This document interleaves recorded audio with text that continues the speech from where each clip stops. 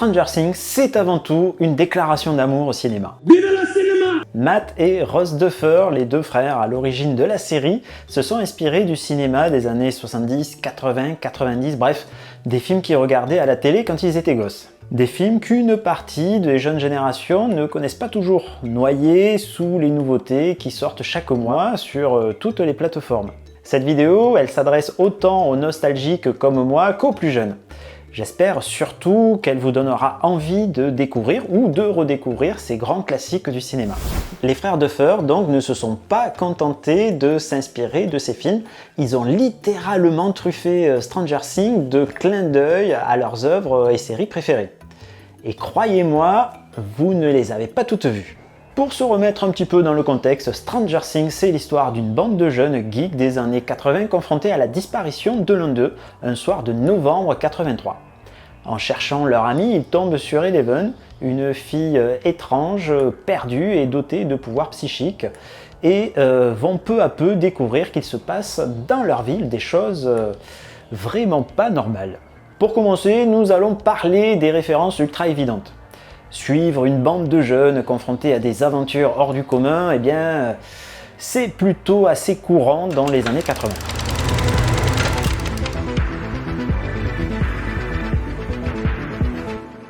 Alors bien entendu, le film d'aventure Les Goonies, sorti en 1985, fait partie des grandes sources d'inspiration des frères Duffer. Ce classique raconte l'histoire d'une bande d'amis qui part à la recherche du trésor du pirate Willy le Borgne pour sauver leur quartier de la destruction. Dans Stranger Things, comme dans les Goonies, on retrouve le même esprit d'aventure et la même dynamique de groupe. Dans les deux histoires, il y a ce jeune rigolo à grande gueule, toujours prêt à faire une blague, même dans les pires situations. Regardez, dans Stranger Things, Dustin et dans les Goonies, Choco se retrouvent chacun menacés avec un couteau. Et tous deux ont une obsession bien marquée pour la nourriture. On retrouve aussi dans le film, comme dans la série, une jeune fille rousse à lunettes et aux cheveux courts. La ressemblance est telle qu'on pourrait presque croire qu'il s'agit de la même actrice. Et puisqu'on parle des Goonies, impossible de ne pas évoquer Sean Astin, surtout connu aujourd'hui pour son rôle de Sam dans Le Seigneur des Anneaux. Il joue justement dans les deux univers, jeune aventurier dans les Goonies et héros attendrissant dans Stranger Things. Une bande de jeunes qui s'allient pour lutter contre un monstre, comment ne pas penser au roman de Stephen King, Ça, sorti en 1986 et adapté en téléfilm en 1990. Là encore, on retrouve une bande de copains avec une fille, un enfant un peu enrobé et un autre noir, unis contre une créature terrifiante. Dans Ça, le monstre prend la forme d'un clown. Dans Stranger Things, il s'agit du Démogorgon ou du flagelleur mental, mais l'ambiance, les peurs et la camaraderie sont identiques. Et ce n'est pas tout. Dans Ça, comme dans la série, le monstre a le pouvoir de manipuler les esprits et de provoquer des hallucinations.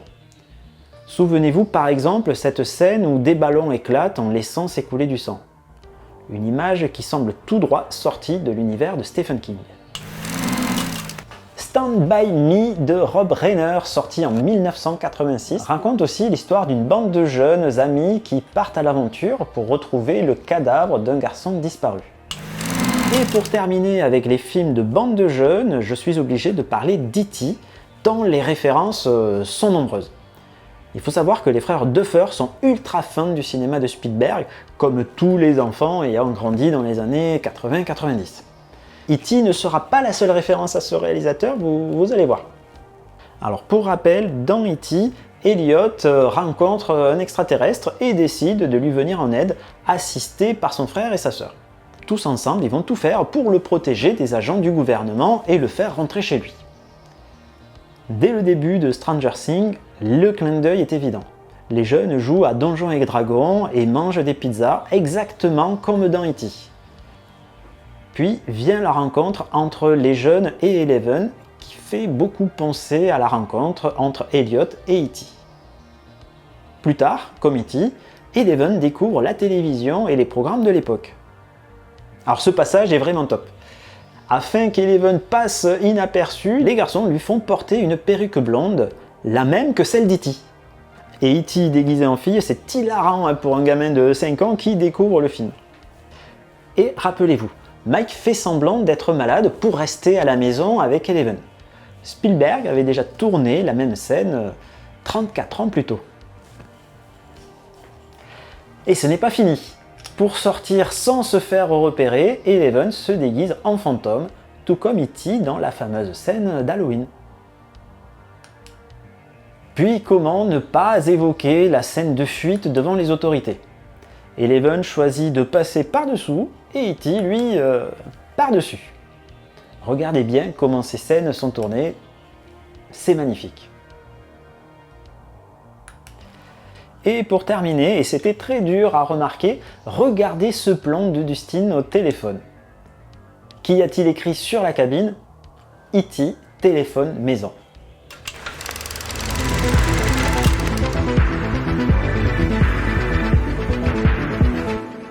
En regardant la série, vous aurez remarqué que les réalisateurs sont un petit peu fans des films d'horreur et d'épouvante.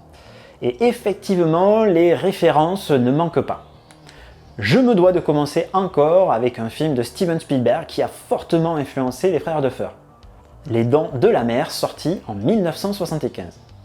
Dans la série, l'influence est d'abord visuelle avec l'uniforme du shérif qui est identique ainsi que sa voiture.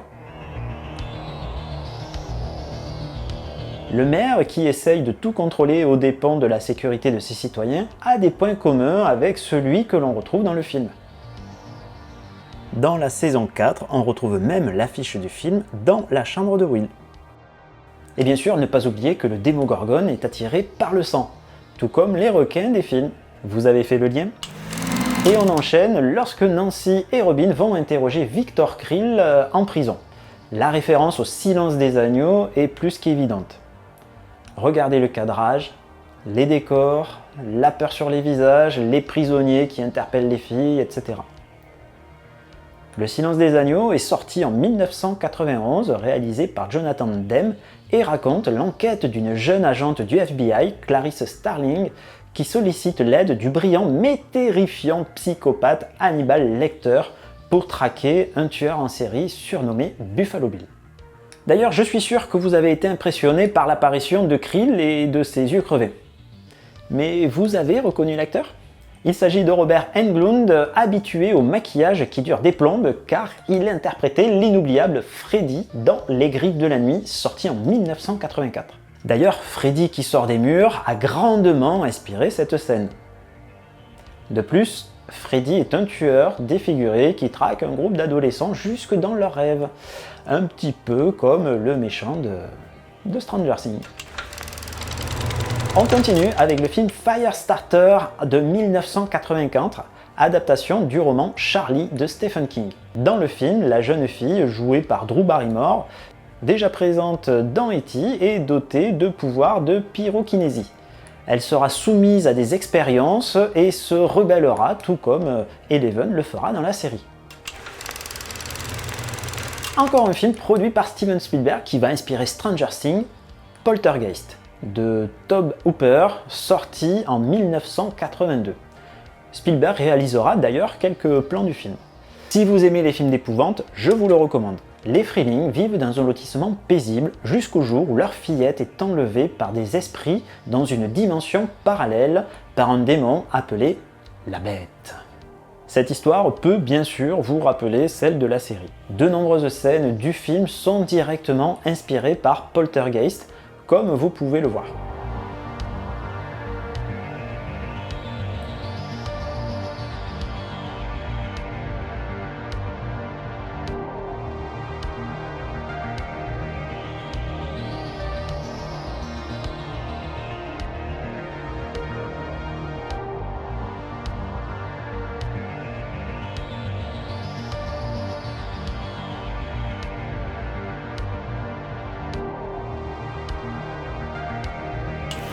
Autre classique du cinéma d'horreur qui a inspiré les frères Duffer, The Thing, de John Carpenter, sorti en 1982.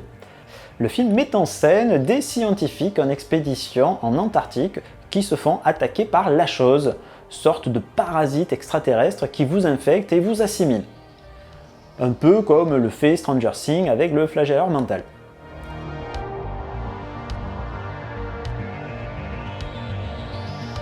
Et tout comme dans la série, la meilleure façon de s'en débarrasser, c'est le feu.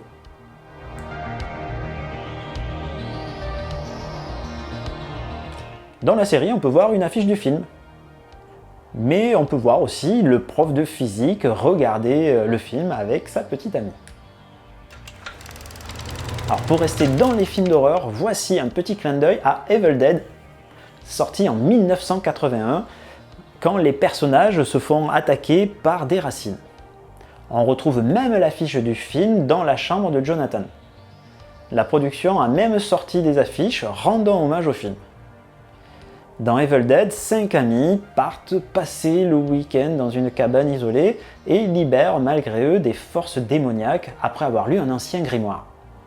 Alors si vous ne le connaissez pas, je vous conseille d'attaquer directement par le numéro 2, qui est un remake du premier avec un petit peu plus de moyens et d'humour. On enchaîne ensuite avec le film L'Exorciste de William Friedkin, sorti en 1973, et qui raconte l'exorcisme d'une fillette possédée par une entité démoniaque. Ce film a lui aussi fortement influencé les réalisateurs dans de nombreux plans, comme vous pouvez le voir ici avec Will possédé. Dans la saison 4, Eddie a besoin de passer inaperçu et Max lui prête le masque de Michael Myers, le méchant d'Halloween, film de 1978 qui met en scène un tueur échappé d'un asile psychiatrique. Les frères Duffer font aussi référence dans leurs interviews au film Carrie de Brian De Palma, sorti en 1976, qui est la première adaptation d'un roman de Stephen King au cinéma. Toujours lui. Dans le film, Carrie, 17 ans, est la souffre-douleur des élèves de son lycée. Un jour, elle se découvre des pouvoirs télékinésiques et elle va se venger. Eleven aussi est la souffre-douleur dans son nouveau lycée et se vengera, mais sans ses pouvoirs.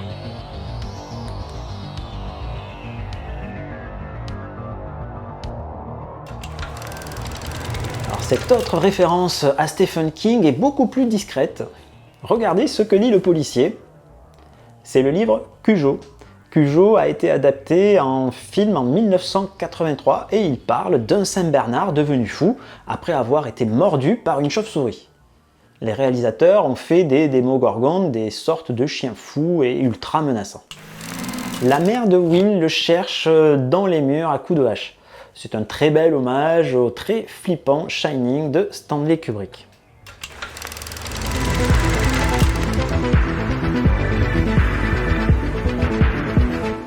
Il fallait bien consacrer toute une partie à Alien, tant cette série de films a beaucoup compté pour les frères Duffer. Les films se déroulent dans le futur à bord d'un vaisseau spatial où l'équipage d'une mission commerciale découvre une forme de vie extraterrestre qui les chasse un par un. Ripley, interprété par Sigourney Weaver, va lui tenir tête. Elle est derrière moi. Le premier film, réalisé par Ridley Scott en 1985, époque où il faisait encore de bons films, va rencontrer un tel succès que de nombreuses suites prendront vie. Les références à Alien sont donc très nombreuses, à commencer par Winona Ryder qui interprète Joyce Byers, la maman de Will qui a tourné dans Alien Résurrection, sorti en 1997. Le docteur Sam Owens, joué par Paul Reiser, a lui aussi joué dans un Alien, celui de 1986, Alien le Retour. Bien sûr, les démogorgons, ces créatures avec un corps humanoïde, font penser aux monstres d'Alien. Et regardez ce très bel hommage au film de 1979, dans ce plan où l'on voit les personnages avancer dans leur scaphandre,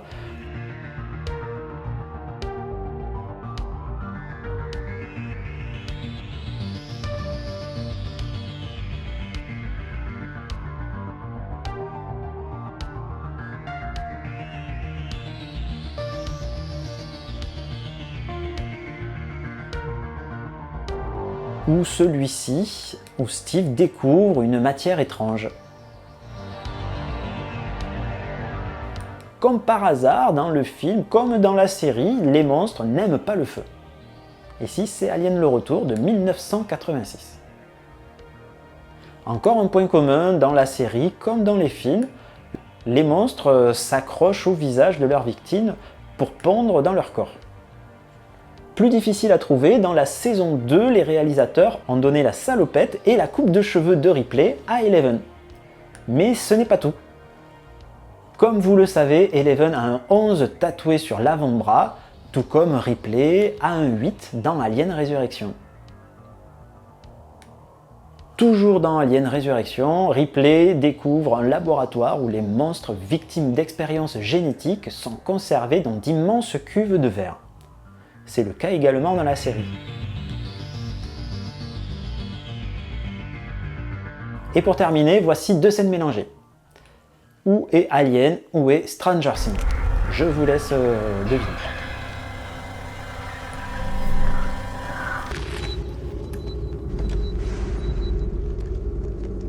I got signal. They're right on you.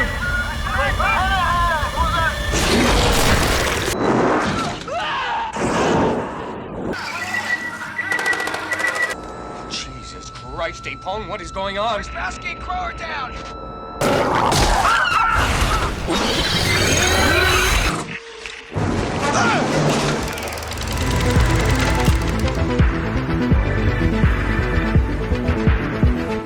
On enchaîne avec une grosse référence pour les frères Duffer, Au-delà du réel de Ken Russell, sorti en 1980. Un scientifique explore les effets hallucinogènes de substances psychotropes et finit par régresser vers des formes primitives de l'évolution humaine. Le film est assez barré, notamment quand il montre les hallucinations. D'ailleurs, pour s'aider à les obtenir, les scientifiques utilisent des caissons d'isolation sensorielle qui ressemblent fortement à ceux qu'utilise Eleven.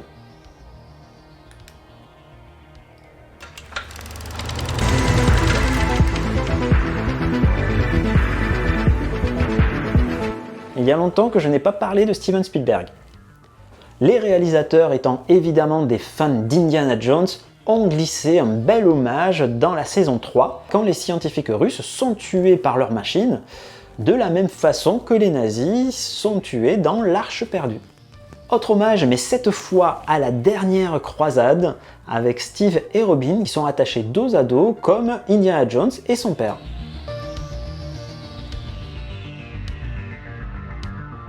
Alors pour les quelques-uns qui ne connaîtraient pas Indiana Jones, comment dire, c'est un archéologue aventurier qui recherche des trésors mythiques en affrontant des nazis. Il y a beaucoup d'action et d'humour, bref, 3 grands films d'aventure. Oui, j'ai dit 3.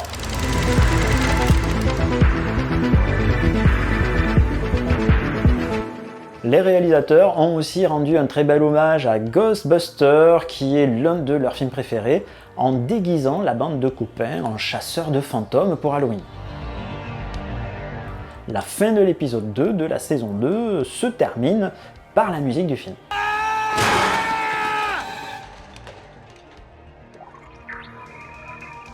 Holy shit.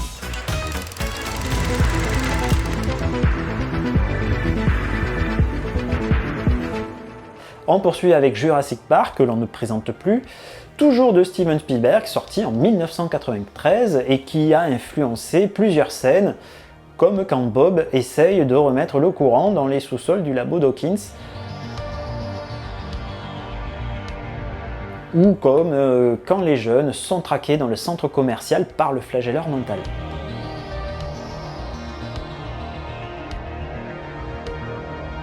Aviez-vous vu les références ?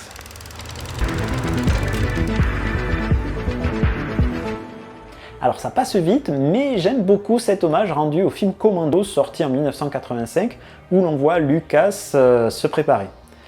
C'est un film d'action typique des années 80 avec beaucoup de testostérone, puisque ça raconte l'histoire d'un ancien soldat d'élite, John Matrix, qui doit reprendre les armes pour sauver sa fille enlevée par des mercenaires.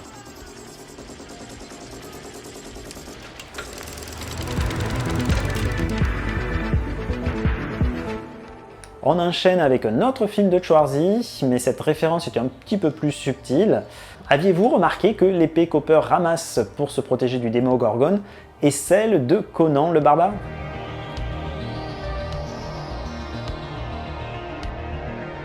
On retrouve même l'affiche du film dans la chambre de Mike.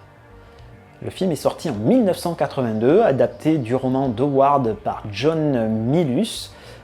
Conan est un guerrier élevé dans l'esclavage qui cherche à venger la mort de ses parents.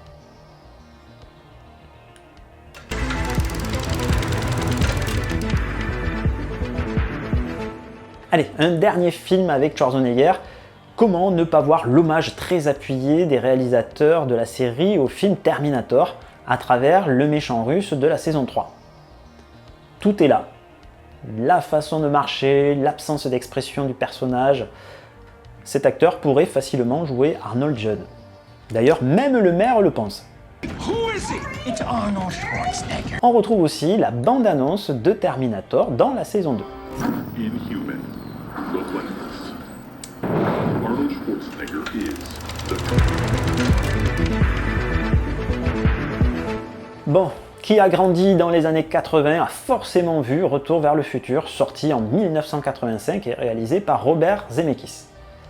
C'est l'histoire de Marty McFly, adolescent de 17 ans, qui voyage accidentellement dans le passé grâce à une machine à remonter le temps inventée par le fantasque Doc Brown.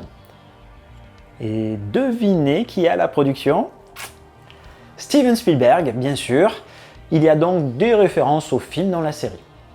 Dans la saison 2, Bob utilise une caméra qui ressemble beaucoup à celle de Doc Brown.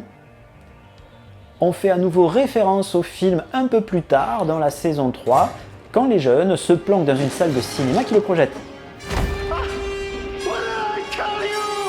Et même dans cette conversation. Then why is it called Back to the Future? He has to go back to the future because he's in the past. So the future is actually the present, which is his time. What? No, it's my turn. You've had enough. Je suis obligé de mettre sur pause. En plus de l'affiche de Retour vers le futur, on peut voir d'autres films sortis cette année-là. Pee-wee Big Adventure, qui est une comédie, Le jour des morts vivants, forcément, il fallait bien un film d'horreur, et un Disney, Taran et le chaudron magique.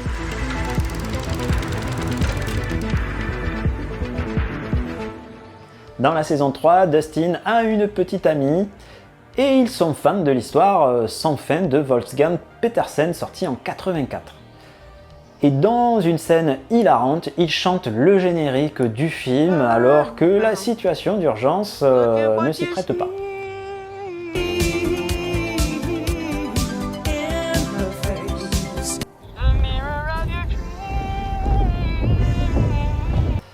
Dans l'histoire sans fin, un garçon solitaire découvre un livre enchanté qui lui permet de vivre une aventure épique dans le royaume de Fantasia, menacé par le néant. Film à faire découvrir aux plus jeunes, bien entendu.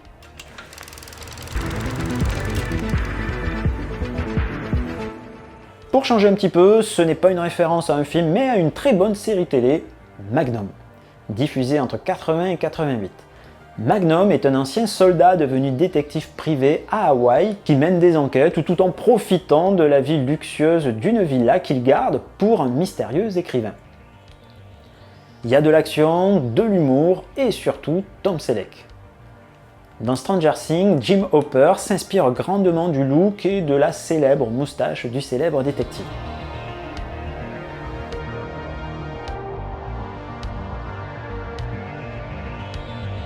Autre point commun entre le shérif Hopper et Thomas Magnum, c'est que tous les deux ont fait la guerre du Vietnam.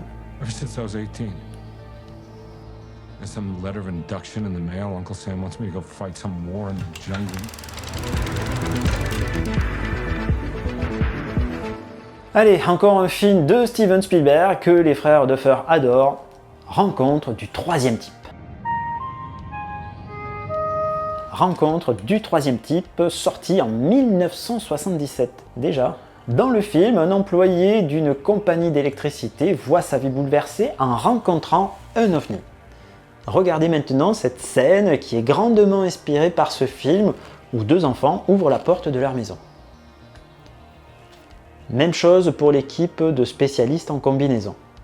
Même l'utilisation des dessins est capitale dans le dénouement des deux histoires. Et vous vous rappelez la scène où les jouets de Dustin prennent vie? Encore une référence à Rencontre du troisième. Au vu des pouvoirs d'Eleven, comment ne pas parler de Star Wars? Notamment dans la saison 2 où elle apprend à les maîtriser, comme Luke avec Maître Yoda. Elle flirte même avec le côté obscur de la Force dans une autre scène où elle utilise son don à la manière de Dark Vador.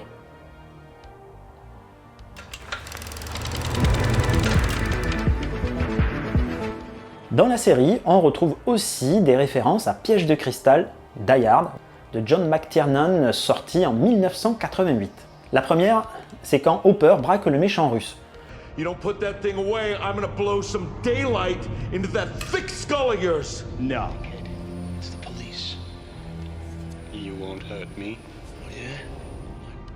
You wouldn't do that. Why's that? Why not? Because you're a policeman. Because you're a policeman. Policeman. There are rules for policemen. Policemen have rules. Oh yeah? Yeah. That's what my captain keeps telling me. Autre référence à ce chef-d'œuvre du cinéma d'action, quand Erika emprunte les conduits d'aération de la base secrète russe.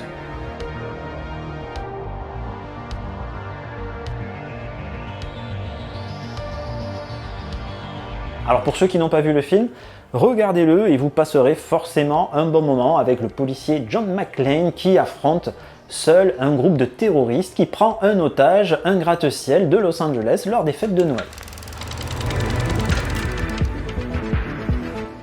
Dans la saison 2, Eleven regarde Frankenstein de James Whale de 1931 seul dans sa cabane. I'm Maria. Will you play with me?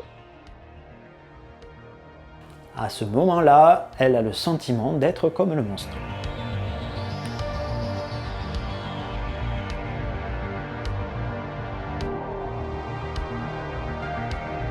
Et pour terminer cette vidéo, voici quelques références très dures à trouver. Si vous les avez vues, c'est que vous êtes aussi fou que moi de cinéma. C'était un petit peu dur de trouver la référence à Risky Business de Paul Brickman, sorti en 1981 avec Tom Cruise dans le rôle principal. A good time show. In the privacy of your own home. Just take those old records off the shelf. C'est l'un de ses premiers rôles. Il joue un adolescent qui couche avec une prostituée qui, le matin, part avec un œuf en cristal d'une grande valeur. Il se lance alors à sa poursuite.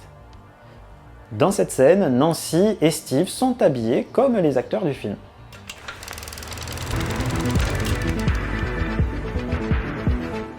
Petit clin d'œil à L'Arme Fatale 2 de Richard Donner, sorti en 1989 et passé inaperçu de beaucoup. Oui, je suis sûr que vous êtes en train de vous creuser la tête pour trouver la référence, pas vrai? Pour ceux qui ne connaissent pas, L'Arme Fatale est une série de films d'action avec beaucoup d'humour. Dans le deuxième film, les détectives Rix et Murtaugh affrontent un réseau de trafiquants sud-africains bénéficiant de l'immunité diplomatique. Voici donc le petit clin d'œil fait au film et qui passe très vite. Because you're not black. I didn't say that. Okay. So, okay. Look, the guy goes, but you're black.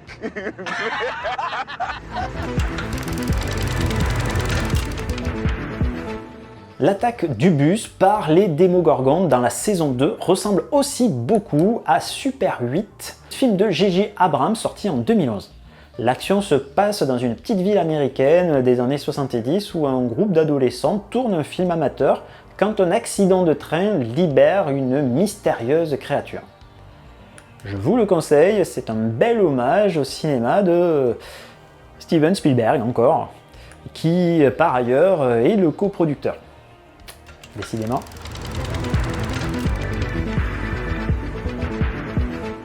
Quand Dustin découvre Dart dans la saison 2, celui-ci est vraiment mignon, mais au fur et à mesure, il va devenir de plus en plus inquiétant. C'est une référence à Gremlins de Joe Dante, sorti en 1984. Dans le film, un jeune homme reçoit un animal étrange et trop mignon appelé Mogwai. Mais lorsqu'il ne respecte pas les règles, il peut se transformer en un monstre horrible. Dans cette scène, les frères Duffer utilisent même la musique du film pour bien montrer leur intention.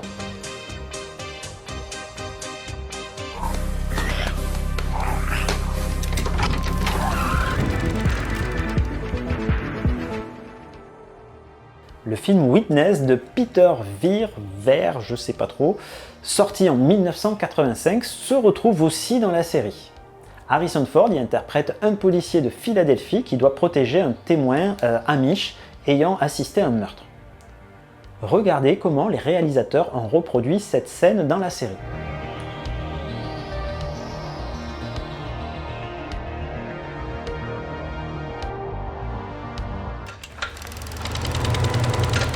Et je termine avec une référence quasi impossible à trouver. Rappelez-vous, dans la saison 4, quand papa tatoue Henry. Vous voyez le nom de l'encre derrière? Acme est une entreprise imaginaire popularisée par la Warner Bros. Et ses dessins animés. C'est notamment la marque qui fournit ses gadgets aux coyotes.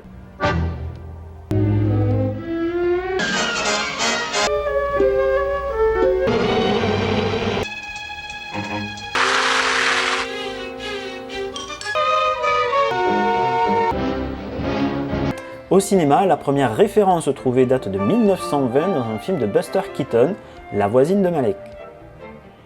Mais on retrouve l'entreprise Acme dans des dizaines d'autres films ou même des séries télé.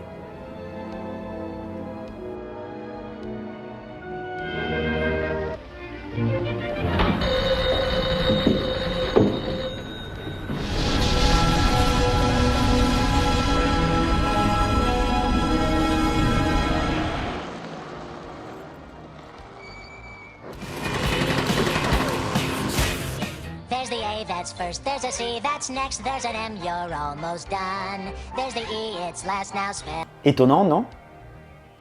Voilà, c'est terminé pour aujourd'hui. J'espère que cette vidéo vous a plu. Ça change un petit peu de l'histoire. J'ai fait un petit peu histoire du cinéma. Si vous en voulez d'autres, laissez-le moi en commentaire. Si vous avez appris des trucs, dites-le moi aussi. Et surtout, si vous avez vu des choses que moi je n'ai pas vues, dites-le moi aussi. Ça fait beaucoup de commentaires, ça fait beaucoup de trucs à dire en dessous. Mais bon, ça fait du bien à la vidéo. Elle sera certainement démonétisée, donc partagez-la le plus possible. Je vous dis à très bientôt. Et d'ici là, restez curieux. Ciao, ciao!